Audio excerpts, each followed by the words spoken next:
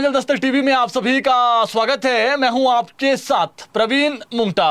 हिमाचल प्रदेश में आज क्या कुछ खास रहा है, सभी बड़ी खबरों को लेकर आपके साथ हम जुड़ चुके हैं। आज की सबसे बड़ी जो खबर है, पंचायत चुनाव आरक्षण रोस्टर पर आज स्टेट इलेक्शन कमीशन ने साफ आदेश दे दिए हैं कि 31 मार्च से पहले किसी भी हाल में जो आरक्षण रोस्टर है वो जारी होना चाहिए। ये बड़ी खबर है, आपको पूरी खबर विस्तार में बताएंगे।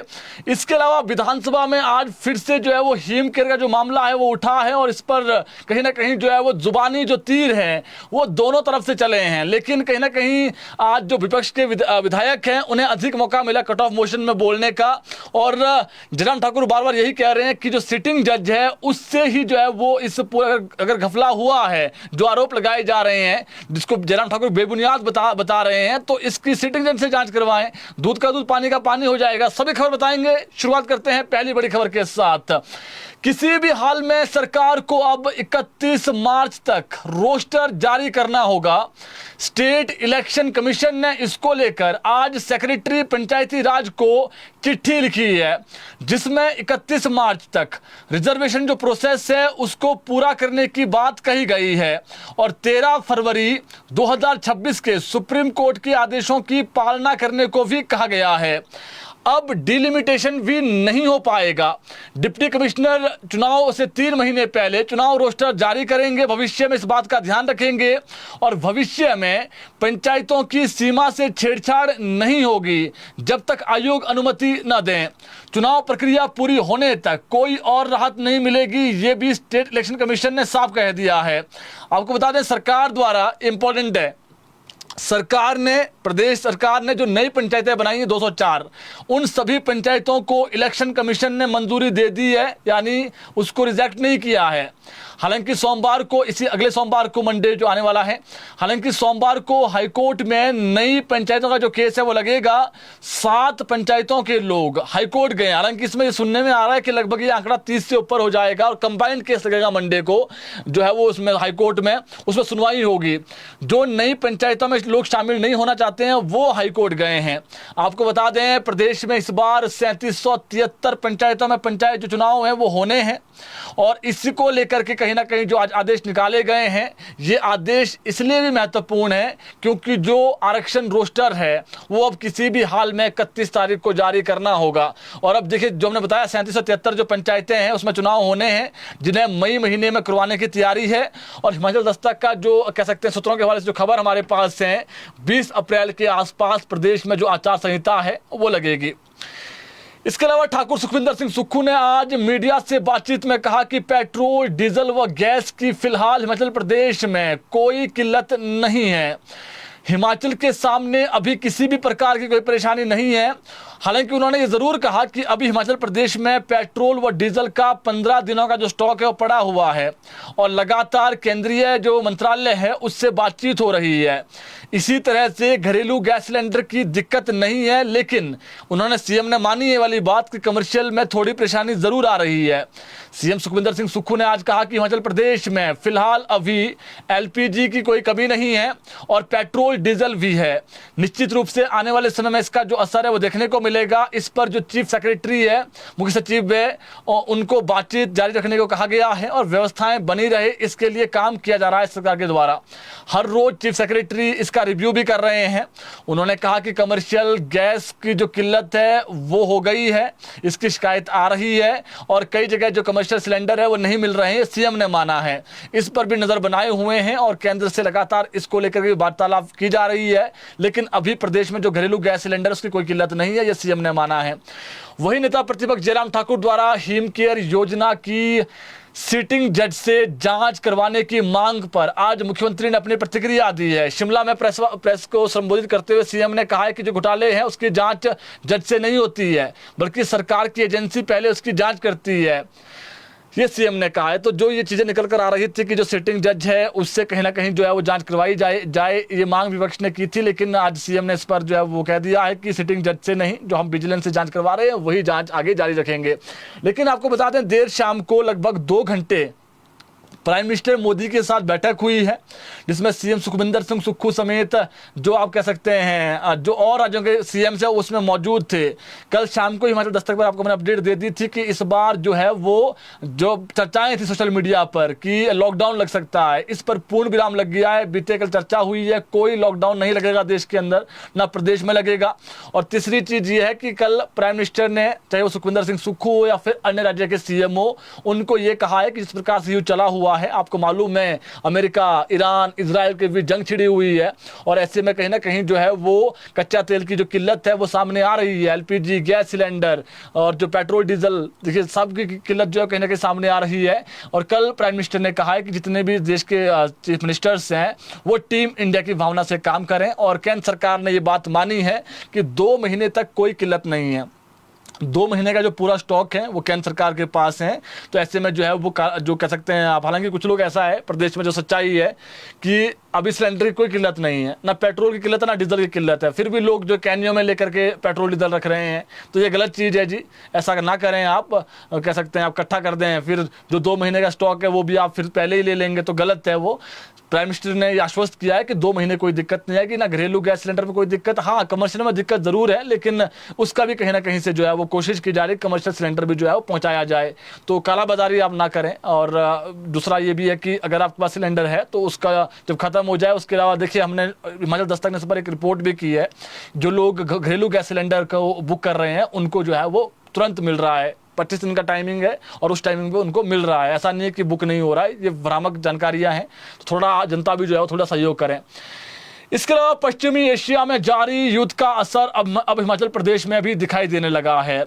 हिमाचल में प्रति ईंट, ये चौंकाने वाली खबर है आम जनता के लिए, 2 रुपए प्रति दाम बढ़ गए हैं। एक ईंट 2 रुपए महंगी हो गई है, जिससे अब जो प्रदेश में मकान, होटल और जो अन्य भवन हैं, जो भी चाहे प्राइवेट प्रॉपर्टी हो, गवर्नमेंट प्रॉपर्टी हो, उसके निर्माण की लागत है वो बढ़ेगी।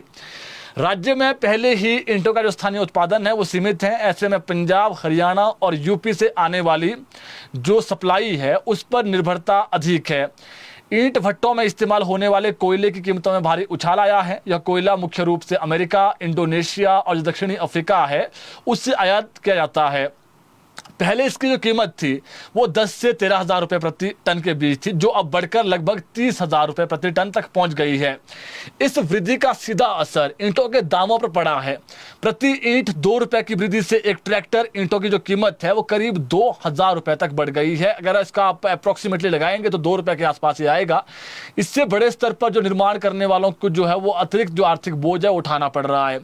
एक मकान के निर्माण पर अनुमानित जो कुल खर्च है वो 30 से 40 हज़ार रुपये तक बढ़ सकता है। वही हिमाचल प्रदेश में सीमेंट भी महंगा हो सकता है। ये बड़ी खबर है जी। सीमेंट के दाम अभी तो नहीं बढ़े हैं, लेकिन सूचना है जो सीमेंट कंपनियां हैं प्रदेश में, अंबुजा है, अडानी है, जो भी सीमेंट कंपनियां हैं, अल्ट्राटेक है, तो अब क्या है कि देश भर में सीमेंट की कीमतों में भी भारी उछाल हो सकता है। नए वित्तीय वर्ष 2026-27 की शुरुआत के साथ ही देश भर में सीमेंट की कीमतों में भारी बढ़ोतरी होने का पूर्वानुमान है, आशंका जताई जा रही है। और अप्रैल के पहले हफ्ते से सीमेंट के प्रति बैग जो रेट है वो 10-20 रुपये नहीं, जानकारी हमारे पास है 40 रुपए तक बढ़ सकते हैं। वर्तमान में सामान्य सीमेंट के जो दाम हैं वो 440 प्रति बैग हैं और कंपनियों की ओर से संभावित जो मूल्य वृद्धि है वो अब कहीं ना कहीं जिस प्रकार से स्थिति बन गई है 480 रुपए प्रति बैग तक पहुंचने की आशंका है। हालांकि अलग अलग सीमेंट अलग अलग दाम में होगा, 20-30 रुपए का इसका जो कह सकता है अलग अलग कंपनी अलग अलग दाम बढ़ाएगी, लेकिन कहीं ना कहीं ईंट के दाम बढ़ गए हैं। और अगर ये जो कह सकते हैं आप जो सीमेंट के दाम बढ़ते हैं तो इससे जो घर बनाना है वो मुश्किल हो जाएगा। और विशेषज्ञों का माने तो जो एक्सपर्ट्स हैं उनका मानना है कि प्रमुख सीमेंट कंपनियां अपना उत्पादन लागत को संतुलित करने के लिए जो कदम है ये उठा सकती है। इसके अलावा ईरान इजराइल जंग के बीच हिमाचल के लिए एक दुखद खबर सामने आई है। अबू धाबी में एक भीषण ड्रोन हमले में जिला ऊना के गांव मजारा के रहने वाले 52 वर्षीय जसविंदर सिंह, इनकी दुखद मौत हुई है। जसविंदर यूएई में ड्राइवर के रूप में काम करता था और जसविंदर सिंह लंबे समय से विदेश में ही रहकर जो अपना परिवार का पालन पोषण करता था, बीच बीच में इंडिया आता था, अपने परिवार को पैसे भिजवा जो कह सकते पैसे देता रहता था। और प्राप्त जानकारी के अनुसार जसविंदर सिंह वीरवार सुबह करीब 5 बजे जो प्रतिबंधित क्षेत्र था उसमें उसने अपनी गाड़ी खड़ी की हुई थी और इसी बीच उसको जो है मोबाइल फ़ोन पर वो बात कर रहे थे। इसी दौरान अचानक ईरानी ड्रोन हमला हुआ और विस्फोट इतना शक्तिशाली था कि जसविंदर सिंह को जसविंदर को संभलने का मौका तक नहीं मिला और हमले की तीव्रता के कारण उनका जो शरीर है वो बुरी तरीके से क्षत विक्षत हो गया और उन्होंने घटनास्थल पर ही अपने प्राण त्याग दिए। घटना के बाद जो स्थानीय प्रशासन और जो पुलिस है उन्होंने मौके पर पहुंचकर शव को कब्जे में लिया और आवश्यक जो औपचारिकताएं हैं वो पूरी की हैं। जसविंदर सिंह कुछ समय पहले ही छुट्टियां बिताकर वापस काम पर लौटे थे, घर भी आए थे, हिमाचल प्रदेश आए थे वो, और उनकी मौत की खबर के बाद जो उनका गांव है मजारा, वहां पर शोक की लहर है। और एसडीएम ऊना अभिषेक मित्तल ने मामले की पुष्टि करते हुए बताया कि ऐसी जानकारी प्राप्त हुई है और जो पीड़ित परिवार है उनके प्रति हमारी संवेदना है और जो शरीर है, पार्थिव शरीर, उसको भारत लाने के लिए जो अधिकारी है उनसे बातचीत की जा रही है और बहुत जल्दी जो शव है वो इंडिया लाया जाएगा। तो दुखद खबर है जी। युद्ध तो चला हुआ ईरान, इजराइल और अमेरिका के बीच। जो हमारे हिमाचल के लोग थे बेचारे, एक व्यक्ति है जसविंदर सिंह जिसका हमने नाम बताया आपको, ये वहाँ पर काम करते थे, किसे पता था काम करते करते जो है वो ईरान से एक ड्रोन आएगा और जो कह सकते हैं हमला होगा और उसमें उसकी जान चली। बहुत दुखद खबर है। इसके अलावा राज्य चयन आयोग ने आज पोस्ट कोड 25,003 के तहत ट्रेनी प्रशिक्षित स्नातक शिक्षक मेडिकल के 169 पदों की भर्ती के लिए आयोजित कंप्यूटर आधारित स्क्रीनिंग टेस्ट का जो परिणाम है वो घोषित कर दिया है। यह परीक्षा 15 से 17 दिसंबर 2025 तक आयोजित की गई थी और इसका परिणाम मेरिट के आधार पर तैयार किया गया है। इन पदों को भरने का अनुरोध निदेशक प्रारंभिक शिक्षा से प्राप्त हुआ था और इसका आज परिणाम आ गया है, तो आप अपना रिजल्ट चेक कर सकते हैं। इसके अलावा प्रदेश सरकार ने pre primary school day care के संचालन को लेकर सख्त नियम लागू कर दिए। छोटे बच्चे जो होते हैं ना, 2-3 साल के बच्चे होते हैं, तो उनके लिए अब जो स्कूल बनाए जाते हैं प्री, चाहे वो प्री नर्सरी हो या फिर दूसरे छोटे बच्चों के स्कूल हैं, इसमें क्या है कि सामाजिक न्याय एवं अधिकारिता विभाग की ओर से राजपत्र में जो अधिसूचित बाल्यावस्था, जो कह सकते हैं आप, देखरेख और शिक्षा केंद्र रजिस्ट्रीकरण का और विनियमन नियम 2026 के तहत अब बिना पंजीकरण कोई भी केंद्र प्रदेश में नहीं चल सकेगा। छोटे बच्चों को सुरक्षित, गुणवत्तापूर्वक और मानक आधारित शिक्षा व देखरेख उपलब्ध करवाने के लिए यह नियम तय किए गए हैं। नए नियमों के तहत सभी प्री प्राइमरी स्कूलों को ऑनलाइन माध्यम से आवेदन करना होगा। इसके लिए सरकार 1 माह के भीतर पोर्टल विकसित करेगी। पंजीकरण के लिए 15,000 रुपये फीस तय की गई है और इसमें 5,000 रुपये प्रोसेसिंग और 10,000 रुपये पंजीकरण फीस शामिल होगी। आवेदन खारिज होने पर 10,000 रुपये वापसी मिलेंगे। निरीक्षण के बाद ही प्रमाण पत्र जारी होंगे। पंजीकरण प्रक्रिया को 3 स्तरों पर रखा गया है और पहले जिला कार्यक्रम अधिकारी जांच करेंगे और फिर निरीक्षण समिति की ओर से स्थल निरीक्षण होगा। इसके बाद निदेशालय स्तर की समिति द्वारा अंतिम निर्णय लिया जाएगा। यदि सभी मानकों को पूरा किया गया है तो ही प्रमाण पत्र जारी होगा, अन्यथा जो आवेदन है वो रद्द किया जा सकता है। यदि किसी नए केंद्र के पास पूरी सुविधाएं उपलब्ध नहीं है तो उसे 6 महीनों के लिए अस्थायी रजिस्ट्रेशन जो है वो दिया जा सकेगा। इस दौरान केंद्र को सभी मानकों पर पूरा करने की जो कोशिश है करनी होगी, अन्यथा अनुमति रद्द हो जाएगी। रजिस्ट्रेशन समाप्त होने से 6 माह पहले नवीनीकरण आवेदन अनिवार्य होगा और नवीनीकरण फीस 10,000 रुपये निर्धारित की गई है। सरकार ने बच्चों की सुरक्षा और विकास के ध्यान में रखते हुए विस्तृत मापदंड तय किए हैं और इसके तहत 20 बच्चों के लिए कम से कम 28 वर्ग मीटर कक्षा होनी चाहिए। खेल क्षेत्र, शौचालय, रसोई, विश्राम कक्ष अनिवार्य रहेगा।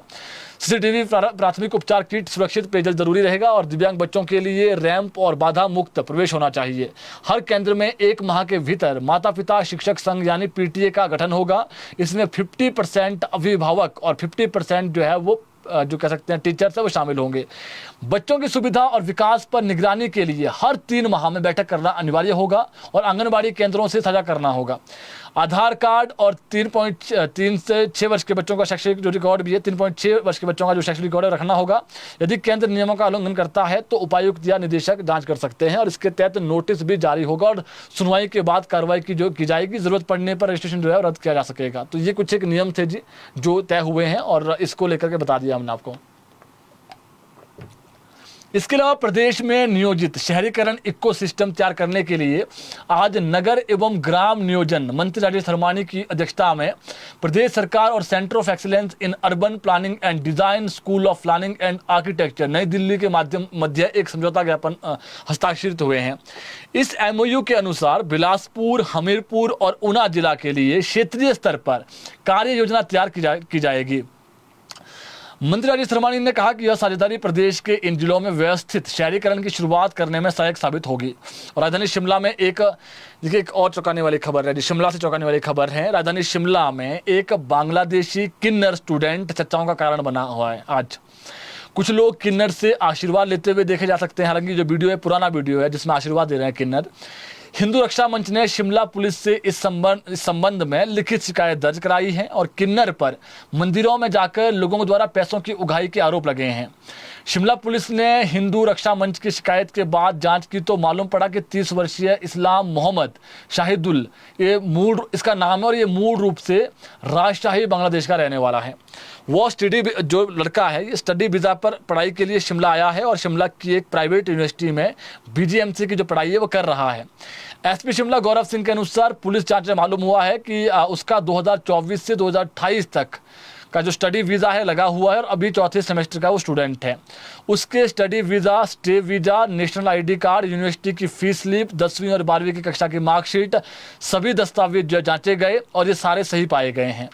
इस्लाम मोहम्मद शाहदुल जो है वो पुलिस को, जो ये लड़का है इसने आज पुलिस को बताया कि वह किन्नर समुदाय से संबंध रखता है और काली जो माता है उसकी पूजा करता है। इसी कारण वह कालीबाड़ी मंदिर, जाखू मंदिर जो है जाता रहता है और उसने पुलिस को बताया कि उसने किसी से भी पैसे नहीं ऐंठे हैं। यदि कोई व्यक्ति स्वेच्छा से कुछ दे देता है तो मना नहीं करता है। इसी मामले पर नेता प्रतिपक्ष जयराम ठाकुर ने आज इंटेलिजेंस में बड़ी चूक बताकर मामले की जाँच करने की मांग की है।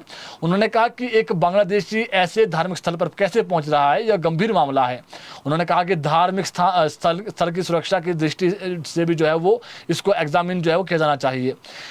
इसकी आड़ में नेता प्रतिपक्ष ने सरकार पर जो है तंज कसते हुए कहा कि पुलिस को अलग काम में लगा रखा है, जो काम सही मायने में पुलिस को करना चाहिए वो नहीं कर रहे हैं। तो ये उन्होंने कहा है। और पुलिस का काम जो है वो ये रह गया है कि वो भाजपा के विधायक कहाँ पर हैं, किससे बात कर रहे हैं, कौन सी मीटिंग हो रही है, इस काम के लिए लगाए गए उन्होंने आरोप लगाए हैं। इसके अलावा हमीरपुर जिला की 9 ग्राम पंचायतों का चयन राष्ट्रीय पुरस्कार के लिए हुआ है। इन पंचायतों को कुपोषण के खिलाफ जमीनी स्तर पर किए गए प्रभावी कार्यों और पोषण स्तर में सुधार लाने के प्रयासों के लिए यह सम्मान दिया जा रहा है। 2 अप्रैल को नई दिल्ली में आयोजित होने वाले राष्ट्रीय कार्यक्रम के दौरान इन पंचायतों के प्रतिनिधियों को सम्मानित किया जाएगा। इस अवसर पर प्रत्येक पंचायत को 1-1 लाख रुपए की जो है वो प्रोत्साहन के रूप में जो राशि है वो दी जाएगी। और ये चयन सुपोषित ग्राम पंचायत अभियान के तहत किया गया है, जिसके अंतर्गत पूरे देश में 1000 ग्राम पंचायतों का चुना गया है, 1000। और इनमें अच्छी बात है कि 50 पंचायतें हिमाचल प्रदेश है, जिसमें से 9 पंचायतें केवल हमीरपुर जिला की है, जबकि मंडी जिला से 19 पंचायतों का चयन हुआ है।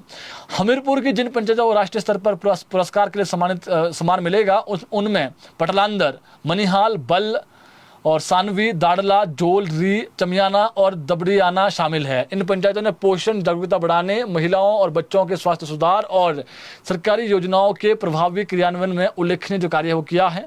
और चयन प्रक्रिया पूरी तरह से जो डाटा आधारित है और पारदर्शी रही है। खास बात ये रही कि हर राज्य के आंकड़ों का जो सत्यापन है वो दूसरे राज्यों की जो टीम है वो यहाँ पर आई थी। हिमाचल प्रदेश में जो है वो ये जो जिम्मेदारी है हिमाचल HP में ये अंडमान एवं निकोबार की जो टीम है उसको सौंपी गई थी, जिसने पंचायतों का दौरा किया और जमीनी स्तर पर जो है वो पोषण संबंधी जो जागरूकता का जो आकलन है वो किया है। इसके बाद ये 50 पंचायतें चुनी गई है। इसके अलावा विधानसभा का बजट सत्र आज था। इसमें कौन से मामले उठे हैं, किस पर चर्चा हुई है, विधायकों ने क्या सवाल पूछे आपके, उस पर बताते हैं आपको। विधानसभा बजट सत्र के दौरान कटौती प्रस्ताव, स्वास्थ्य एवं परिवार कल्याण पर चर्चा में भाग लेते हुए नेता प्रतिपक्ष जयराम ठाकुर ने कहा कि सदन में जब गंभीर विषय पर चर्चा हो रही होती है तो मुख्यमंत्री को सदन में उपस्थित रहना चाहिए, वो नहीं थे। उन्होंने कहा कि हिमकेयर योजना में घोटाले में अलग अलग आंकड़े पेश करने पर मुख्यमंत्री को माफी मांगनी चाहिए। सरकार इस योजना को बदनाम कर बंद करना चाह रही है। पुरुष के बच्चेदानी और एक्सपायरी लेंस को लेकर रखी गई जानकारी भी सही नहीं है, ये आज जयराम ठाकुर ने दावा किया है। ये सब पैकेज के अंतर्गत हुआ है जिसका गलत इंप्रेशन गया है। नेता प्रतिपक्ष ने तंज कसते हुए कहा कि आप रोगी मित्र लगा रहे हैं तो लगाइए, आजकल मित्रों का दौर चला हुआ है। उन्होंने कहा कि पैट स्कैन लगाने में इतनी देरी क्यों हो रही है, जबकि इसको लेकर सभी प्रक्रिया हमारी सरकार के कार्यकाल में पूरी हो चुकी थी। चंबा और मेडिकल कॉलेज में 1.5 साल से टेंडर की प्रक्रिया चल रही है, अभी तक फर्नीचर उपलब्ध नहीं हो पाया है। केंद्र से आ रहे पैसों को खर्च कीजिए, जो पैसा केंद्र से योजनाओं के लिए आया है इसका भी जिक्र होना चाहिए। हिमाचल में जिस हिमकेयर योजना से लोगों का जो जीवन है वो बचा है, इस योजना को इसको खत्म मत कीजिए, ये आज जयराम ठाकुर ने कहा है। इसी कटौती प्रस्ताव पर जो है वो कांगड़ा के जो विधायक है भाजपा के पवन काजल, उन्होंने कहा कि टांडा मेडिकल कॉलेज में 6 जिलों के लोग आते हैं। इसमें सीटी स्कैन की वेटिंग 2 महीने की है। यहाँ प्रतिदिन 2000 से 2500 की ओपीडी है, लेकिन 6 महीने से यहाँ 4 लिफ्ट खराब पड़ी हुई है। सीटी स्कैन की मेडिकल कॉलेज में एक मात्र मशीन है और एमआरआई की वेटिंग 6 महीने जो कह सकते हैं वेटिंग है वो 6 महीने की एमआरआई की। स्टोन के ऑपरेशन की 6 महीने की वेटिंग है, यानी 6 महीने बाद समय मिल रहा है। डॉक्टर निजी अस्पतालों में जाकर ऑपरेशन कर रहे आरोप लगाए उन्होंने। टांडा मेडिकल कॉलेज में आउटसोर्स को 3 महीने से वेतन नहीं मिल रहा है। हिम केयर योजना जयराम ठाकुर की योजना है जो गरीब परिवारों के लिए है। ये संजीवनी बूटी है, इसको बंद नहीं किया जाना चाहिए। कांगड़ा हॉस्पिटल में 2 अल्ट्रासाउंड की मशीनें हैं, लेकिन रेडियोलॉजिस्ट नहीं है। आपने 1 साल में 1 लाख नौकरी देने का वायदा किया था, लेकिन इस पे जो है वो अब जिस प्रकार से चीज़ें सामने है, जनता सच्चाई कुछ और है। अगर हम स्वास्थ्य संस्थानों को मजबूत करेंगे तभी मेडिकल कॉलेज अच्छा काम करेंगे। टांडा मेडिकल कॉलेज में गरीब और मजबूर लोग हैं वो जाते हैं, इसलिए इसको जो है स्ट्रेंथन करने की ज़रूरत है। इसके अलावा भाजपा के विधायक है विपिन सिंह परमार, वरिष्ठ विधायक हैं, इन्होंने भी जो है वो इसी पर कहा, स्वास्थ्य सुविधाओं पर। उन्होंने कहा कि प्रदेश का स्वास्थ्य कैसा हो इसका अनुमान एनुअल बजट प्लान से लगाया जा सकता है। इस बार एनुअल बजट प्लान 54,000 करोड़ के करीब है, जो पिछले बजट से 4,000 करोड़ कम है। और इसमें करीब स्वास्थ्य का बजट 250 करोड़ रखा गया है और सरकार की ऊंची उड़ान के पंखों में दम नहीं है। देहरा विधानसभा में हर विभाग के डॉक्टर हैं, लेकिन वहां ऑपरेशन थिएटर ही नहीं है। लैब टेक्नीशियन किसी के घर में काम कर रहे हैं। हिमाचल में डॉक्टरों की कमी है। इको टेस्ट के टेक्नीशियन ही नहीं है। 3.25 साल में जो कह सकते हैं आप कोड भर्तियाँ नहीं हुई है। विपिन सिंह परमार ने कहा कि हिम केयर और आयुष्मान योजना हिमाचल के लोगों के लिए थी, उसको चोट पहुंचाई जा रही है, उसको बंद किया जा रहा है। हिम केयर और आयुष्मान योजना के तहत बड़े बड़े ऑपरेशन कवर होते हैं, जिससे आम जनता को लाभ होता है। अगर ये योजना में भ्रष्टाचार हुआ है तो उनके नाम आप सार्वजनिक करिए, किसने किया है। हिमाचल में सनसनीखेज वातावरण मत पैदा कीजिए, उन्होंने ये सीएम को कहा है। पहले कहा गया है कि 1100 करोड़ घोटाला हुआ है, फिर अब कह रहे हैं कि इसमें 100 करोड़ घोटाला हुआ है। पहले ये तय किया जाए कि घोटाला हुआ है कि नहीं हुआ है। ये सब कुछ योजना को बदनाम करने के लिए किया जा रहा है सरकार के द्वारा। इन्होंने आरोप लगाए हैं और आज के हालात में लोग जमीन गिरवी करके इलाज करवाने को मजबूर हैं। उन्होंने सरकारी अस्पतालों में सप्लाई हो रही दवाइयों की गुणवत्ता पर भी सवाल उठाए हैं। इसके अलावा भाजपा विधायक डॉक्टर जनक राज, जो खुद जो है वो पहले डॉक्टर रहे हैं, उन्होंने कहा कि मैं सदन में जो कुछ भी कहूँगा सच कहूँगा, राजनीतिक बात नहीं करूँगा। क्या बजट पेश करना एक औपचारिकता है या फिर संवैधानिक कर्तव्य है? बजट में जो लिखा है उससे लगता है कि बजट एक औपचारिकता है। सरकार से पूछना मेरा लोकतांत्रिक अधिकार है। और आपने वर्ष 2025-26 का जब बजट भाषण पढ़ा था तो उसमें 69 केंद्रों में डायलिसिस की सुविधा दी जाएगी। क्या ये सुविधा लोगों को मिल चुकी है? सीएम बताएं, उन्होंने ये सवाल पूछा। पिछले बजट भाषण में लिखा था कि 3 महीने में आईजीएमसी में पैट स्कैन की सुविधा दी जाएगी। 1 साल बीत गया है, लेकिन अभी तक ये नहीं मिल रही है। हिमाचल में हर साल करोड़ों रुपए के मेडिकल रिइंबर्समेंट के बिल बनते हैं। डॉक्टर जनक राज ने कहा कि क्यों सिविल सप्लाई के माध्यम से भ्रष्टाचार की ज्योति जलाई जा रही है। मेरे चुनाव क्षेत्र में आज भी लोगों को अल्ट्रासाउंड करवाने के लिए जम्मू कश्मीर या फिर कुल्लू जाना पड़ता है।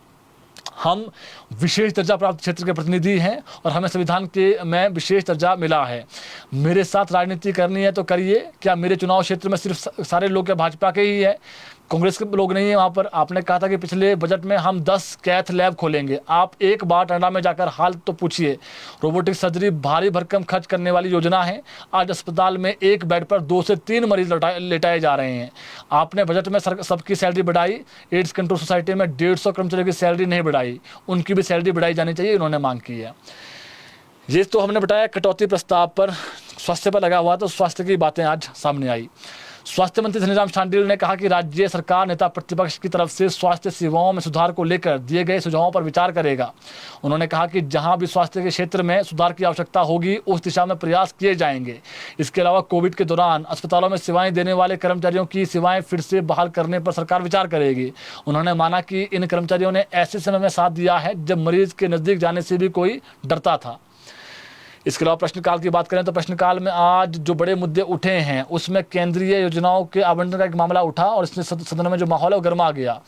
नाचन से भाजपा विधायक विनोद कुमार ने प्रदेश सरकार पर विपक्ष के विधायकों की अनदेखी का आरोप लगाया। उन्होंने कहा कि नाबार्ड के तहत उनके लिए सड़क योजनाएं स्वीकृत नहीं की जा रही है, उन्होंने आरोप लगाया सरकार पर। इसी मुद्दे पर नेता प्रतिपक्ष जयराम ठाकुर ने कहा कि कांग्रेस विधायकों को स्वीकृत योजनाओं को एक एक कर सदन में गिनाया। उन्होंने कहा कि सारे काम नदौन में हो रहे हैं और हमीरपुर में हो रहे हैं, बाकी जो है वो भेदभाव हो रहा है प्रदेश के जनता के साथ। उन्होंने कहा कि सभी को राजनीतिक आधार पर जो है वो नहीं देखा जाना चाहिए, प्रदेश का जो है वो हर जगह जो है वो जो चीज़ें करने वाली है वो होनी चाहिए। इसके जवाब में सीएम सुक्खू ने कहा कि पूरे प्रदेश का एक समान विकास करना सरकार की प्राथमिकता है, और उन्होंने कहा कि पहले धर्मपुर और सराज में योजनाएं दी जाती थी। उन्होंने कहा कि अगर भारतीय जनता पार्टी दिल्ली जाकर हिमाचल प्रदेश का बजट नहीं रुकवाए तो पैसों की कोई कमी नहीं रहेगी। इसके अलावा जोगिंदरनगर के विधायक है प्रकाश राणा, उन्होंने सवाल पूछा कि जो निजी भवन के बारे में सवाल पूछा इन्होंने, उस पर सीएम सुक्खू ने जवाब दिया। उन्होंने कहा कि हिमाचल प्रदेश में किराए के निजी भवनों में चल रहे सरकारी कार्यालयों को जल्द ही खाली पड़े सरकारी भवनों में शिफ्ट किया जाएगा, ये उन्होंने कहा है। धर्मपुर के विधायक चंद्रशेखर द्वारा वाटर टैंक पर पूछे गए सवाल को लेकर डिप्टी सीएम ने जवाब दिया। डिप्टी सीएम ने कहा कि जल जीवन मिशन के तहत हिमाचल को 1227 करोड़ रुपए केंद्र से नहीं मिल रहे हैं, जिस कारण प्रदेश में कई जो स्कीमें लटक रही है। जब तक पैसा नहीं आएगा अधूरे कार्यों को पूरा करना संभव नहीं है। उन्होंने कहा कि जो केंद्रीय मदद है वो उसमें देरी हो रही है, जिस कारण जो है वो जो पेयजल योजनाएं लटकी हुई है। इसके अलावा ऊना के विधायक सतपाल सिंह सत्ती ने दिव्यांग कर्मचारियों के बारे में सवाल पूछा था, जिसका जवाब देते हुए डिप्टी सीएम ने कहा कि जल शक्ति विभाग में दिव्यांग श्रेणी के कर्मचारियों को देय पदोन्नति के लाभ मिलेंगे और इसको लेकर 15 अप्रैल से पहले ऑर्डर्स निकाले जाएंगे। पंचायत चौकीदार रेगुलर नहीं होंगे। विधायक डीएस ठाकुर के रीना कश्यप और हरदीप सिंह बाबा द्वारा पूछे गए सवाल पर आज सरकार के जो मंत्री है अनिरुद्ध सिंह, उन्होंने जवाब दिया। उन्होंने कहा कि पंचायत चौकीदार नियमित नहीं होंगे। अनिरुद्ध सिंह ने सदन में जानकारी दी कि इनको नियमित करने के लिए कोई पॉलिसी फिलहाल नहीं है। उन्होंने कहा कि पंचायत चौकीदार जिला परिषद कैडर के तहत आते हैं, इसको लेकर कैबिनेट में मामला लाया जाएगा। उन्होंने कहा कि जिन पंचायत चौकीदारों ने 12 साल का कार्यकाल पूरा कर लिया है उन्हें दैनिक भोगी बनाया जा सकता है। इसके अलावा सुखराम चौधरी ने सवाल पूछा सीएम सुक्खू से, और सीएम सुक्खू ने उस पर रिप्लाई दिया कि भविष्य में हिमाचल प्रदेश में आउटसोर्स की जो नौकरियां उसको कम किया जाएगा, और सरकार पहले से ही आउटसोर्स कर्मचारियों को लेकर नीतिगत तरीके से सोच रही है। जो होगा वो किया जाएगा, लेकिन आगामी समय में जो आउटसोर्स भर्तियां हैं उसको कम किया जाएगा। इसके अलावा सुखराम चौधरी संजय रतन के सवाल का जवाब देते हुए डिप्टी सीएम ने कहा है कि सरकारी दफ्तरों में बिजली मीटर्स हैं इसको पोस्टपेड करने पर विचार किया जाएगा, और प्रीपेड मीटर मोबाइल फ़ोन की तरह काम करेंगे, और इसके तहत उपभोक्ता अपने फ़ोन से ही देख सकेंगे कि कितनी बिजली प्रयोग की जा रही है और कब इसे रिचार्ज करना है। बड़सर के विधायक है इंद्रजीत लखनपाल, इन्होंने सवाल पूछा कि प्रदेश में डिजिटल फ्रॉड कितना हो रहा है। अगर आपको हम आंकड़े बताएंगे आप चौंक जाएंगे। सीएम सुक्खू ने कहा कि गत 3 वर्षों में अब तक प्रदेश में डिजिटल फ्रॉड्स के 585 मामले सामने आए हैं। इन मामलों में गत 3 वर्षों में कुल 1 अरब 50 करोड़ 19,71,939 रुपए की जो धनराशि है वो लूटी या फिर ठगी गई है। इनमें से कुछ मामलों में बैंक कर्मचारियों की मिलीभगत भी शामिल है। इन मामलों में कुल अभी तक सरकार ने 258 दोषियों को जो है गिरफ्तार किया है, और इन मामलों में 10 करोड़ 25,39,180 रुपए वापसी लौटा दिए धनराशि वसूली गई है। क्राइम की बात कर लेते हैं। कांगड़ा जिला के अंतर्गत शाहपुर विधानसभा क्षेत्र में बीती रात सड़क हादसे में 2 लोगों की दुखद मौत हुई है, जबकि 3 लोग गंभीर रूप से घायल हुए हैं। इसके अलावा बात करें मौसम को लेकर के, प्रदेश में मौसम आज रात से खराब होगा और कल से प्रदेश में पश्चिमी विक्षोभ अधिक सक्रिय होगा। मौसम विभाग का पूर्वानुमान है कि कल प्रदेश में भारी बारिश व ओलावृष्टि होने का आसार है, और इसका ऑरेंज अलर्ट जारी किया गया है। 30 मार्च को भी प्रदेश में अनेक स्थान पर बारिश और बर्फबारी होने के पूर्वानुमान है। मौसम विभाग के अनुसार प्रदेश में 3 अप्रैल तक मौसम खराब बना रहेगा, और इस दौरान कई स्थानों पर बहुत तेज बारिश, अंधड़, ओलावृष्टि भी जो है वो हो सकती है। तो मौसम की जो अपडेट हमारे पास है, मौसम कल से खराब होगा जी। जो किसान बागवान है तो थोड़ा सा, क्योंकि कहीं ना कहीं जो है वो अब 2-3 दिन बारिश होगी तो जो खेतों में काम करना है वो नहीं हो पाएगा। बाकी परसों ही मौसम खराब है, ये मान लीजिए कल से जो है वो लगातार 2 तारीख तक मौसम खराब, 2-3 तारीख तक मौसम खराब रहना, अगले 4-5 दिन मौसम लगातार खराब रहने वाला है। तो जो बड़ी खबरें थी आप तक हमने पहुंचा दी है। बड़ी खबर आज की ये भी है कि जो रोस्टर है वो 31 तारीख को किसी भी हाल में निकालना पड़ेगा सरकार को, और इसको लेकर के आज जो है वो पंचायती राज के जो सेक्रेटरी है उनको स्टेट इलेक्शन कमीशन ने चिट्ठी लिखी है कि आप इसको इम्प्लीमेंट करें, क्योंकि ये सुप्रीम कोर्ट के आदेश हैं, और जो सरकार ने 204 पंचायतें नहीं बनाई हैं इसको जो है वो आज मंजूर कर दिया है। इसको स्टेट इलेक्शन कमीशन ने हरी झंडी दे दी है कि ठीक है पंचायतें बना दी आपने, लेकिन इसके बाद कोई छूट नहीं मिलेगी। तो 31 तारीख को रोस्टर आने की अब पूरी संभावनाएं हैं, सख्त आदेश दे दिए हैं रोस्टर को लेकर के। दूसरा, 20 अप्रैल के आसपास प्रदेश में आचार संहिता लग सकती है पंचायत चुनाव को लेकर के। अभी इतना ही, कल जुड़ेंगे ठीक आपके साथ 6 बजे। धन्यवाद।